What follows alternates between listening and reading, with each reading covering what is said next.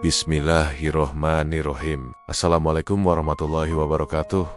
Wahai jiwa yang sedang mencari cahaya, dengarlah bisikan lembut dari para guru sufi, dari para wali yang mengenal jalan Tuhan lebih dalam dari kita semua. Mereka selalu berkata, tundukkan nafsumu sebelum nafsumu menundukkanmu, karena di dalam dirimu tinggal musuh yang paling dekat, paling sabar, dan paling licik, yaitu hawa nafsu. Tak ada musuh yang lebih berbahaya bagi seorang hamba selain nafsunya sendiri. Setan bisa lari darimu, musuh bisa berhenti memusuhimu, tapi nafsu tinggal bersamamu setiap detik. Ia tidur bersamamu, bangun bersamamu, bahkan ikut dalam ibadahmu. Para sufi menyebut nafsu sebagai al-adaw al-batin, musuh tersembunyi yang tidak terlihat, tetapi kekuatannya jauh lebih besar daripada pasukan apapun. Allah berfirman dalam Al-Quran, sesungguhnya nafsu itu benar-benar menyuruh kepada kejahatan, kecuali nafsu yang diberi rahmat oleh Tuhanku.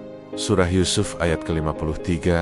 Ayat ini menjadi dalil terbesar bahwa sifat asli nafsu adalah mendorong manusia pada kesesatan, kemanusiaan yang rendah, dan kelalaian. Imam Al-Qurtubi menafsirkan ayat ini dengan berkata, nafsu adalah sumber semua maksiat. Barang siapa mampu menundukkannya, ia telah menundukkan seluruh keburukan. Lalu Allah memberikan janji naya dalam surah An-Naziat ayat 40 dan 41.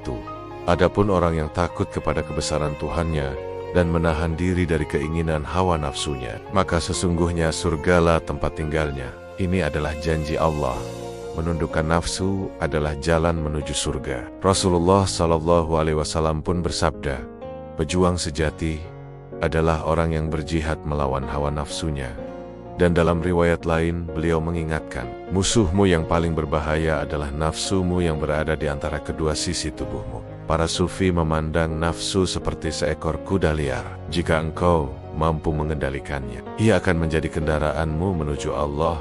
Tapi jika engkau biarkan, ia akan menjatuhkanmu ke jurang kehancuran. Imam Al-Ghazali dalam kitabnya Ihya Ulumuddin berkata, nafsu itu seperti anak kecil. Jika engkau tidak keras menahannya, ia akan terus menyusu pada keburukan. Beliau juga menambahkan, orang yang menuruti nafsunya tidak akan pernah mencium wangi ibadah. Dalam kitab Al-Hikam, Ibnu Athaillah menulis, dasar setiap maksiat adalah menurutkan nafsu. Dasar setiap ketaatan adalah menentangnya.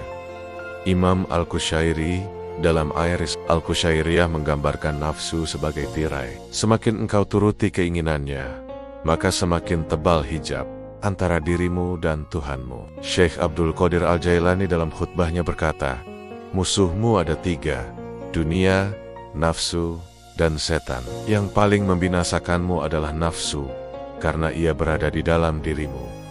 Ibnul Qayyim pun menjelaskan, jihad melawan nafsu adalah fondasi seluruh jihad.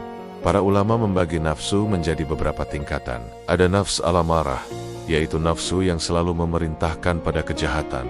Ada nafs al-lawamah, nafsu yang mencela diri sendiri ketika berbuat salah, menandakan adanya kesadaran. Dan yang tertinggi adalah nafs al-mutmainnah, nafsu yang tenang, sebagaimana disebutkan dalam Al-Quran surah Al-Fajr.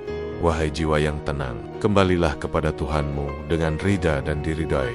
Para sufi berkata, tujuan hidup bukan membunuh nafsu, tetapi mensucikan dan menaikkannya ke derajat mutmainnah. Bagaimana nafsu menundukkan manusia? Imam Al-Muhasibi menulis, nafsu tidak pernah menyerang sekaligus. Ia menggoda setetes demi setetes sampai engkau tenggelam. Syekh Ibnu Ajibah menambahkan, nafsu masuk melalui 3 pintu, syahwat, kemarahan, dan cinta dunia. Dari syahwat menuju kelalaian, nafsu membisikkan kesonang-gesonanggen dunia, lalu perlahan membuat hati tidak peka terhadap Allah. Dari kemarahan menuju kesombongan, ia membuatmu selalu merasa benar, lalu merendahkan orang lain. Dari cinta dunia menuju penyembahan dunia, ia membuatmu sangat takut kehilangan dunia, padahal dunia hanyalah bayangan yang sementara. Lalu bagaimana cara kita menundukkannya? Kitab-kitab sufi memberikan banyak petunjuk. Pertama, dengan dizikir, penunduk nafsu yang paling kuat. Allah berfirman, sesungguhnya dengan mengingat Allah, hati menjadi tenang. Imam Al-Qushairi berkata, dizikir adalah obat bagi hati yang dikuasai nafsu. Kedua, puasa.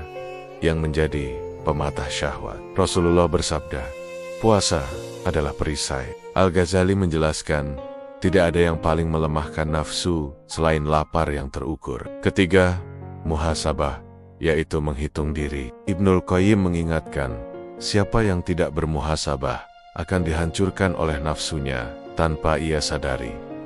Keempat, menjauhi cinta dunia. Rasulullah berpesan, zuhudlah terhadap dunia, niscaya Allah mencintaimu. Dan kelima, menjaga waktu malam. Para sufi berkata, air mata di waktu malam dapat memadamkan api nafsu yang berkobar.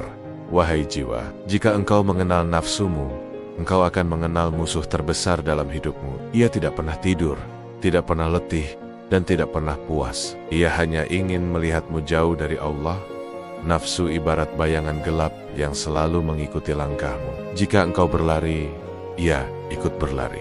Jika engkau berhenti, ia memelukmu. Sungguh, engkau tidak bisa melarikan diri darinya. Engkau hanya bisa menundukkannya. Wahai jiwa yang mendengarkan, ketahuilah, Allah tidak menuntutmu untuk sempurna.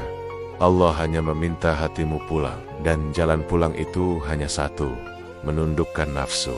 Karena nafsu yang ditundukkan akan menjadi kendaraan menuju Allah. Namun nafsu yang dibiarkan akan menjadi tirani yang menyeretmu ke jurang kehinaan. Tatkala engkau berhasil menundukkan nafsu, engkau akan merasakan tenangnya hati, ringannya hidup, indahnya ibadah, dan lembutnya cinta Allah. Maka genggamlah hatimu, ikatlah nafsumu, dan berjalanlah menujunya. Hingga kelak Allah menyambutmu dengan firman-Nya, masuklah engkau ke dalam golongan hamba-hambaku, dan masuklah engkau ke dalam surgaku. Semoga Allah menjadikan kita hamba yang mampu menundukkan nafsunya, hingga Allah ridho kepada kita. Amin, ya Robbal Alamin. Dukung channel ini dengan like, share, dan subscribe. Jangan lupa berikan komen yang konstruktif, agar ada perbaikan pada konten berikutnya. Niatkan semua ini sebagai ibadah, agar Allah ridha, hingga menjadi amal ibadah dan amal jariah yang diterima untuk kita semua. Amin.